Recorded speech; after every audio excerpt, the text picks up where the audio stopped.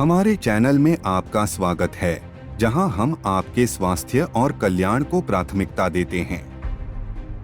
आज हम एक महत्वपूर्ण विषय पर चर्चा कर रहे हैं, अस्थमा देखभाल।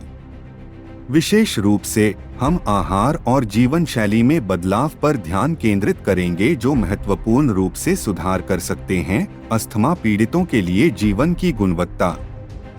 आइए भोजन के नियम से शुरुआत करें।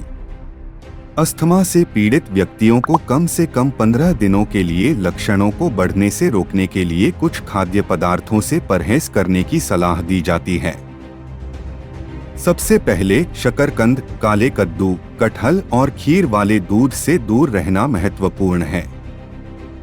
ये खाद्य पदार्थ हालांकि स्वादिष्ट हैं, एलर्जी प्रतिक्रियाओं को ट्रिगर कर सकते हैं और अस्थमा के लक्षणों को खराब कर सकते हैं। इसके अलावा मृगशिरा कार्तिक वर्षा काल के दौरान, जो 8 जून से 15 दिनों तक रहता है, हरी मिर्च, बैंगन, तिल, तली हुई चीजें और मांसाहारी खाद्य पदार्थों से बचना आवश्यक है।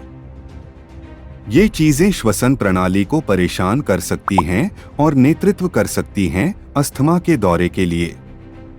आहार प्रतिबंधों के अलावा अस्थमा के प्रबंधन के लिए जीवन शैली में बदलाव भी उतना ही महत्वपूर्ण है। धूम्रपान और अत्यधिक यौन संबंध से परहेज करने की सलाह दी जाती है, क्योंकि ये गतिविधियां अस्थमा के लक्षणों को बढ़ा सकती हैं। इसके अलावा स्वच्छ रहने के वातावरण को बनाए रखना महत्वपूर्ण है। नियमित रूप से धूल झाड़ने और वैक्यूम करने से धूल के कण, पालतू जानवरों की रूसी और फफूंदी जैसे एलर्जी के जोखिम को कम करने में मदद मिल सकती है, जो अस्थमा के लिए आम ट्रिगर हैं। कुछ खाद्य पदार्थों से परहेज करने के अलावा अस्थमानुकूल खाद्य पदार्थों को अपने आहार में शामिल करने से राहत मिल सकती है।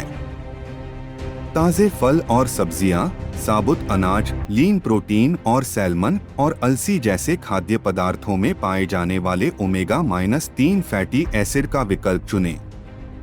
बेशक अपने स्वास्थ्य सेवा प्रदाता की सिफारिशों का पालन करना और निर्देशानुसार निर्धारित अस्थमा दवाएं लेना जारी रखना आवश्यक है। ये दवाएं सूजन को नियंत्रित करने और अस्थमा के हमलों को रोकने में मदद करती हैं। निष्कर्ष में, स्वस्थ आहार का पालन करके, जीवन शैली में बदलाव करके और चिकित्सीय सलाह का पालन करके अस्थमा से पीड़ित व्यक्ति अपनी स्थिति को प्रभावी ढंग से प्रबंधित कर सकते हैं और पूर्ण जीवन जी सकते हैं। याद रखें, आपका स्वास्थ्य आपकी सबसे बड़ी संपत्ति है।